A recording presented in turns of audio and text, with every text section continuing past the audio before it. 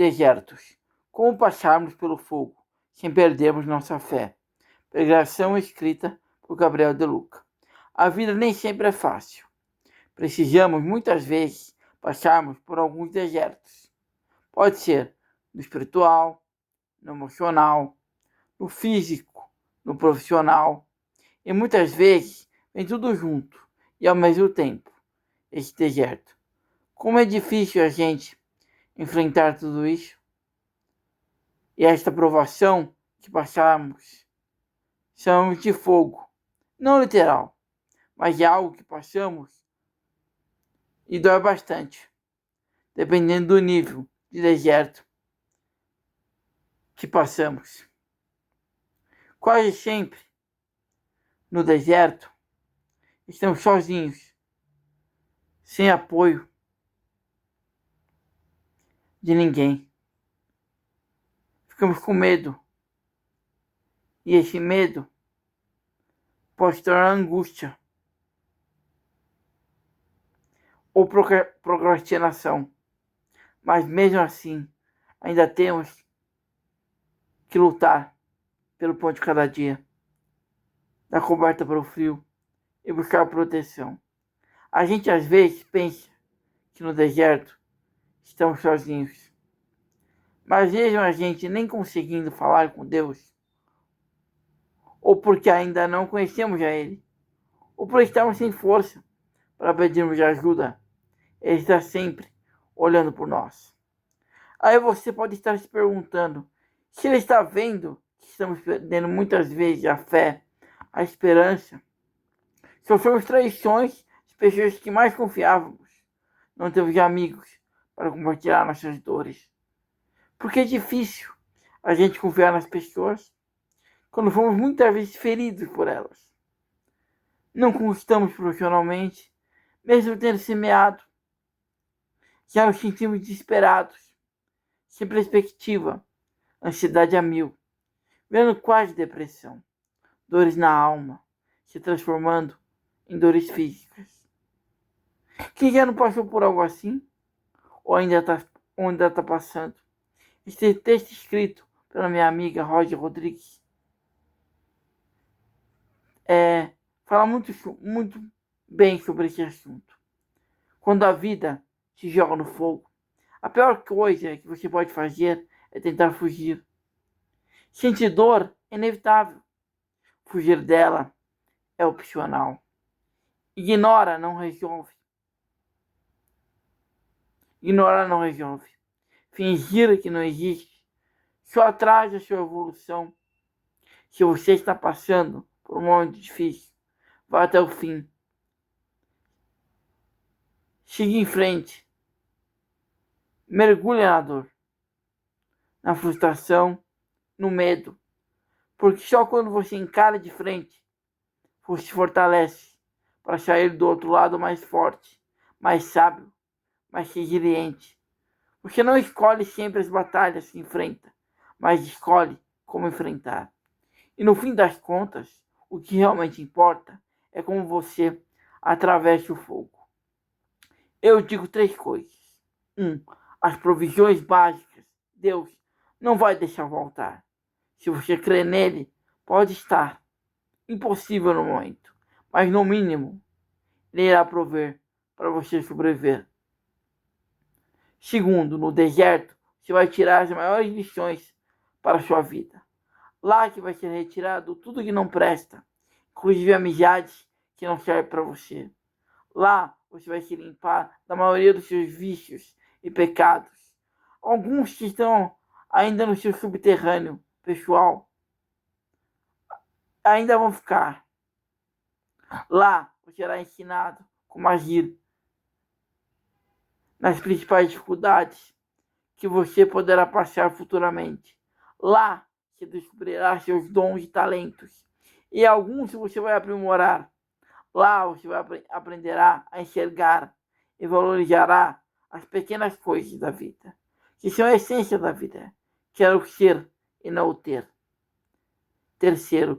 Se Deus te colocou nesse deserto, é porque Ele sabe que você é capaz de vencê-los.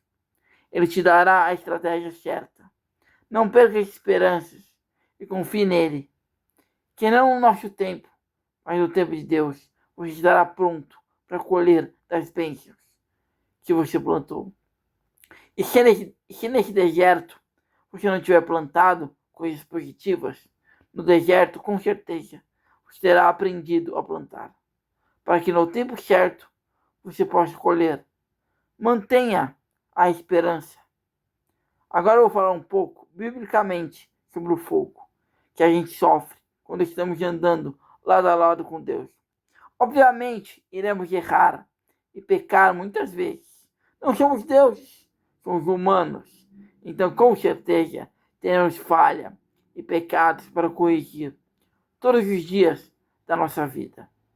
É que nem os alcoólicos anônimos, um dia por vez, até a chegada do juízo final. Aí não terá mais jeito da gente se consertar. O fogo que cristãos sofrem por Deus pode ser interpretado tanto de forma metafórica, provações e perseguição, quanto literal, martírio físico, variando conforme o contexto histórico e teológico. Jesus Cristo, considerado o maior exemplo, foi perseguido, julgado e crucificado sob o governo romano por Pôncio Pilatos. Estevão, conhecido como o primeiro mártir cristão, foi apedrejado até a morte por membros do Sinédrio. Apóstolo Paulo, Saulo de Tarso, antes de sua conversão, foi um grande perseguidor dos cristãos. Após converter-se, foi perseguido e eventualmente decapitado em Roma, por ordem de Nero. Apóstolo Pedro foi preso e, seguindo a tradição, crucificado de cabeça para baixo em Roma.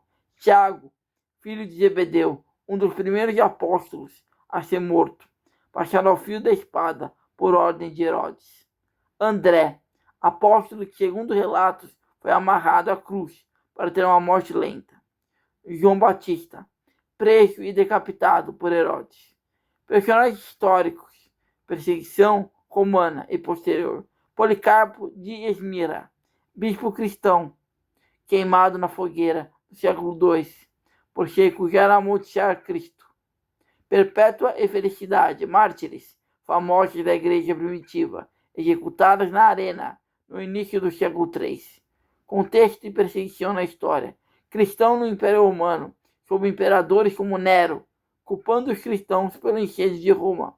E Diocleciano, cristãos foram torturados e mortos por se recusarem a adorar deuses romanos. Cristão no Japão, nos séculos XVI e XVII, muitos cristãos foram perseguidos, executados. Genocídios no Império Otomano. Cristãos gregos, armênios e assírios sofreram perseguições nas décadas de 1910 e 1920. Perseguição moderna. Uyghur, cristã norte-coreana, que passou por 10 prisões de campos de trabalho forçado por sua fé. Cristão na Índia. Grupos têm enfrentado ataques, prisões por grupos nacionalistas, especialmente com leis anticonservação. No Congo, na África, no Oriente Médio, vários cristãos passando por esse tipo de tortura por conta da sua fé. Personagens que foram perseguidos e foram colocados dentro do fogo físico ou desertos e venceram no contexto bíblico. Aqui são os principais significados e formas de sofrimento. 1. Fogo físico, fornalha ardente, Sadraque, Mesaque e Abednego, no capítulo de Daniel 3. A perseguição. Recusaram-se a adorar a estátua de ouro do rei Nabucodonosor. Fogo. Foram amarrados e lançados em uma fornalha, aquecida 7 vezes mais. O calor foi tão intenso que matou os soldados que os lançaram. A vitória. Deus os livrou milagrosamente. Eles andaram no meio do fogo sem queimar nenhum cabelo. E Nabucodonosor viu quanto homem com eles, semelhante a um filho dos deuses. Apóstolo João. Embora o relato exato de fornalha esteja em Daniel, a tradição cristã, citada por Tertuliano, narra que o apóstolo João foi lançado em um caldeirão de óleo fervente em Roma, mas saiu ileso, sendo posteriormente banido para Patmos. Segundo, desertos e isolação. Em Elias, em 1 Reis, capítulo 19, a perseguição. Após vencer os profetas de Baal, Elias foi ameaçado de morte pela rainha Jezebel e fugiu para o deserto para salvar sua vida. Vitória. No deserto, exausto e desejando a morte, Elias foi sustentado por um anjo, alimentado e renovado para continuar seu ministério, tornando-se um dos homens que não provou a morte, sendo arrebatado. Jesus Cristo, em Mateus 4, a perseguição, tentação. Logo após o batismo, Jesus foi levado pelo Espírito ao deserto da Judéia para ser tentado por Satanás durante 40 dias, enfrentando fome, sede e isolamento.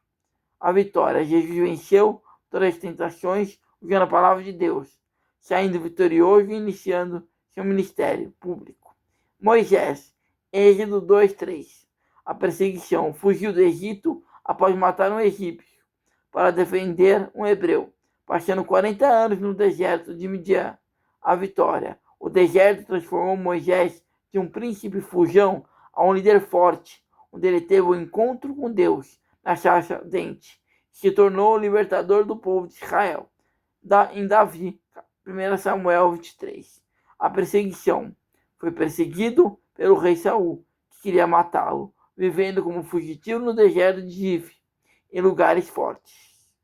A vitória. Davi perseverou, confiou em Deus e não foi entregue na mão de Saul, tornando-se o rei de Israel.